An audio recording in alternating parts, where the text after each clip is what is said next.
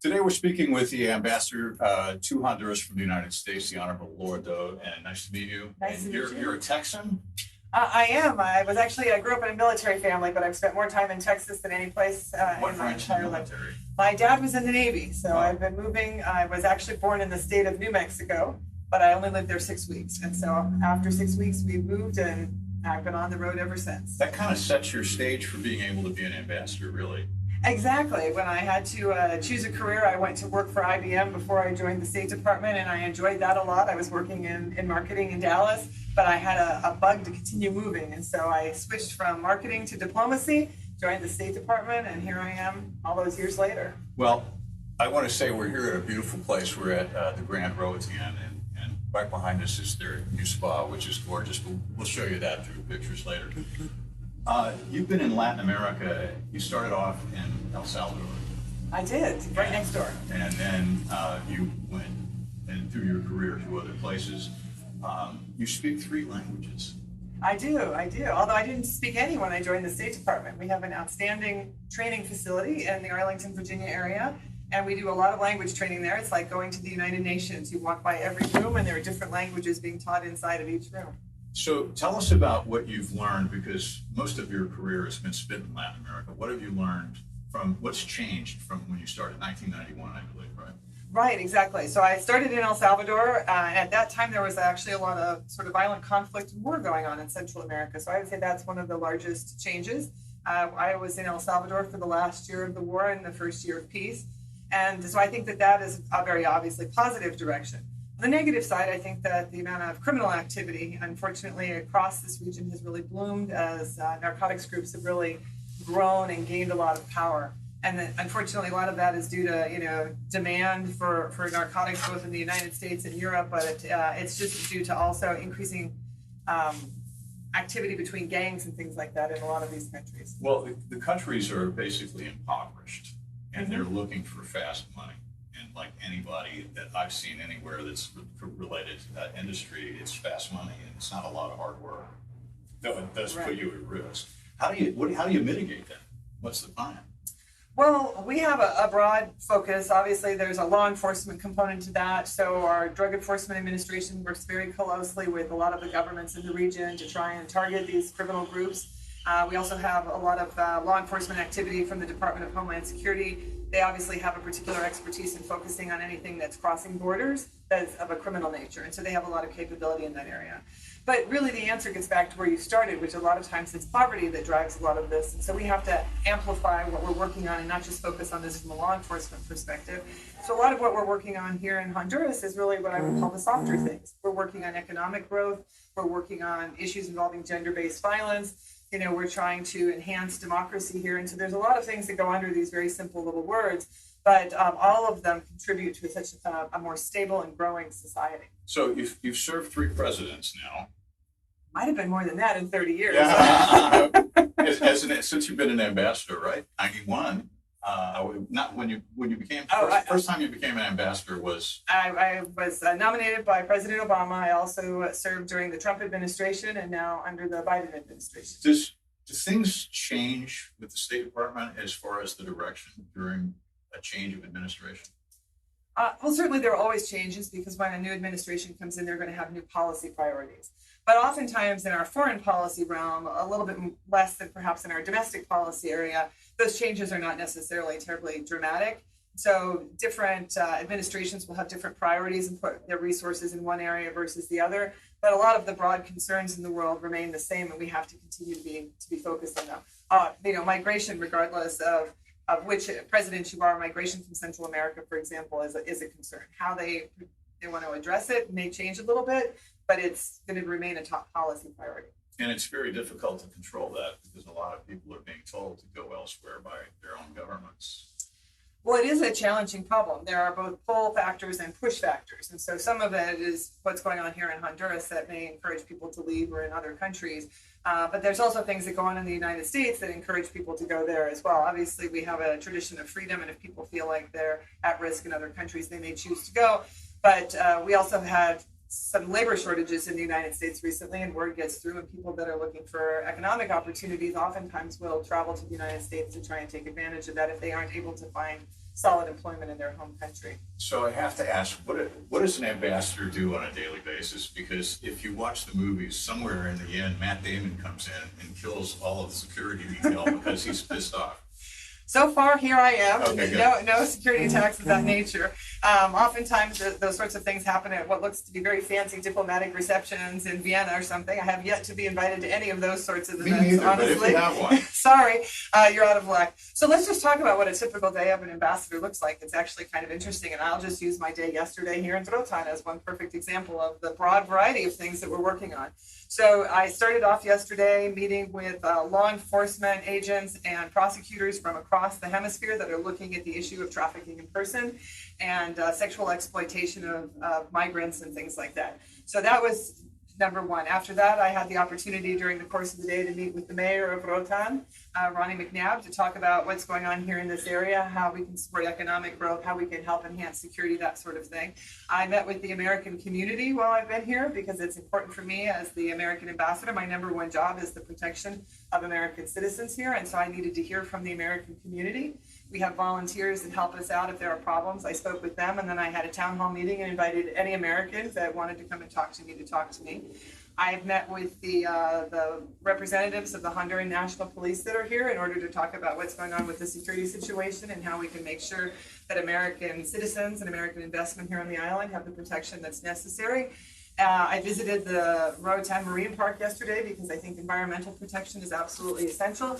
And as part of that stop, I had the opportunity to visit a wastewater treatment facility. So it's far from glamorous in many cases. I finished up with sewage, but it's very vitally important in order to protect the beautiful environment that we found here in Rotan, and I need to understand how we can support those efforts. I know that the sexual trafficking of persons and exploitation is a big deal. Explain what the goal is. Well, the goal is that nobody should be victimized either while they're in their own country or while they're choosing to migrate to other countries. And what we found a lot is that women in particular are oftentimes vulnerable to this, but all migrants in particular are also vulnerable. But they can be tricked. They think that they're perhaps being offered a job in a restaurant in the United States, but unbeknownst to them, what they're actually doing is being forced into prostitution. And so they take advantage of these opportunities where they think things are going to get better, but they find themselves a victim of some sort of slavery and traffic. And so it's very vitally important that we protect people along the way. We also want to make sure that when tourists come, for example, to a place like Rotan, that they're not encountering a bad situation here themselves. And so we need to be very much focused on this. This is a problem across the world. This is not unique to Honduras or to Latin America even. This is something that happens every place in the world. And the United States government puts a high priority on trafficking in persons. Yeah, it's a serious issue. And as a U.S. citizen, I look at perfect example. A few years ago, I brought my two daughters in, and they fly from San Diego. And so I had to fly Avianca. And the best flight for me, and even for them, was pretty much direct, but it was out of LA at night. So they flew from LA to El Salvador to San Pedro Sula to here.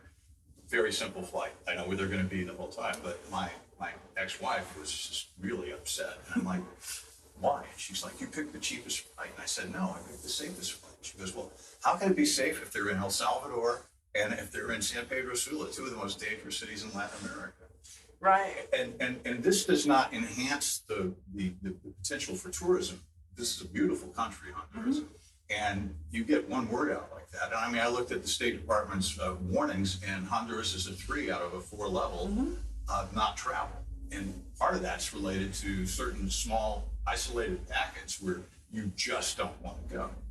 But you don't find that on Roatan, in my opinion. And Roatan's safe. And of course, people see that, and there's dollars not coming. Mm-hmm. No, you're exactly right. And we hear this concern about our travel information all the time, that it's a little bit too broad. But countries are very large, and it's very difficult to be minute. It's very specific within our travel documents when you think about who the target audience is, which is just the general American public that needs to travel. And the reality of it is that even though Roatan is safe, for example, There are things that do happen in Rotan, and if you're one of the unfortunate people that happens to, it's hard to say that that wasn't a risk here. And these sorts of risks are very important to us to identify. I'll give you an example. Many years ago, I was working in Turkey, and there was a terrible traffic accident involving two young people who were killed in a bus accident. And at that time, we were not putting road information into our travel information, and a lot of that is included now. And it was as a result of the death of that young man and the work that his family did to start road safety organizations to say, look, they may not have elected to travel there had they understood that there were risks on the road of this nature. And so we as the US government should in fact inform people, because those of us that live here, we understand the environment, but people that are coming from outside don't necessarily have that same advantage. And so we need to definitely make sure and share that information. This is a system that applies across the world. It's not unique at all to Honduras. And the criteria for the different ratings are standardized across the world. So if you're looking at something here in particular, we're saying that you need to exercise this type of caution and recommend thinking about it because of the high levels of crime every place. And we don't know that somebody who's just coming to Rotan isn't going to either take a plane or ferry, go someplace else in the country as well. And so we don't sort of give subcategories or some regions about that in almost every single case. Yeah, no, it's very difficult to control that because people make up their minds and just decide, hey, I'm going to go backpacking, and they hit the road and they really have no plan and they really have no understanding. I worked running the hostage recovery fusion cell out of the FBI for several years, and I can tell you that many Americans completely disregard all of the advice that we give, even in the places that you would think it would be obvious that you really shouldn't go, and they take themselves there and find themselves into very difficult, in difficult conditions. And so we're trying to help. Fundamentally, this is a piece of information that's available. Americans have to read the information, assess it for themselves, and make a decision about what's right for them or their family. You mentioned the business environment and talking with Ronnie McNabb about what his needs are, how we can help protect U.S. investment here. This seems to have been, after COVID, a lot of U.S. investment. People are buying property, they're moving here, and what is the general sense of Honduras as a country feeling about all of these U.S. expats buying their property on this island? Well, I have to let Honduras speak for Honduras. Okay. I'm the U.S. ambassador, so I really can't answer that particular question. But I think that, in general, it's important to grow the economy here, and this is a type of U.S. investment that's here. And I know that, as the U.S. ambassador, my job is to work with the government at all different levels, be it a local government or a national level government, to make sure that there's protection for investments to the extent possible. Of course, we operate in an environment where the law of that country, wherever you are, in this case Honduras, applies.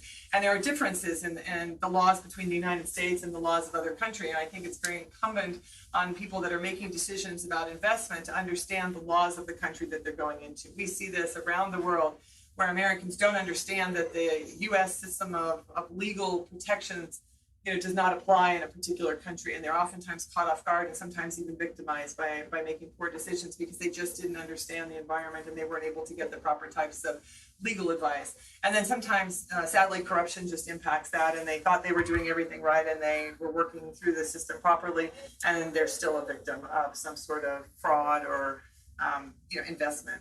Yeah, I have an attorney that I have featured regularly on the radio station, and that's one of the things he's concerned about, because he does deal with a lot of U.S. expats and Canadian expats who come here, and he says, you can't believe everything that you're being told, and you really need to get good legal advice. But one thing I found here is that you can be represented by the same attorney on both sides, and so what's ever in the best interest of that attorney, because there is no separation. Well, that gets to my fundamental point, which is the systems are entirely different in this country. And so you have to understand, and this is true in Honduras, and this is true in any country in the world. When you go in as a foreigner, you need to understand what that system is, how it works, how the lawyers work, how does the judicial system work, what's the speed of the judicial system. It's much different here. It's much slower here. It can take years and years and years, not just for an American to get something through a court system, but for a Honduran to get through a court system. And so it's a long and extended process, and it just is important to educate yourself as you make these decisions. But as the large American expat community here in lovely Rotan knows, many people have been here living quite successfully and quite happily for years and years and years. And I'll raise my hand. Yeah, so it can be, a great thing to do, but you have to go into it, and educate yourself and take extra precautions. I want to wrap this up. What can U.S. citizens do to prepare for living here or visiting here, in your opinion, that would make life at the embassy for everyone easier? Well, I think, like I said, it's very important to understand the rules of the country that you're going to. So many times people will get into trouble with narcotics. They're taking some sort of prescription medication at home, for example, and they don't realize that that particular medication is illegal in the country that they're going to, and they can find themselves into trouble.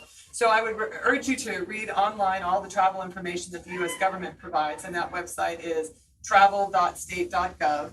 And then for Americans that are leaving the United States and traveling regardless of where it is, I strongly encourage you to enroll in the STEP program, which is available on travel.state.gov. And this is a way that you can let the U.S. Embassy in whichever country you're visiting know that you're there, and that we will be sharing information that we share with local people who let us know that they're in the country. Sometimes a little bit different than the information that's available on the big State Department website at travel.state.gov. We're tailoring it more for people that are in a particular place at a given time. And then make sure that you know how to reach the American Embassy in case of problems.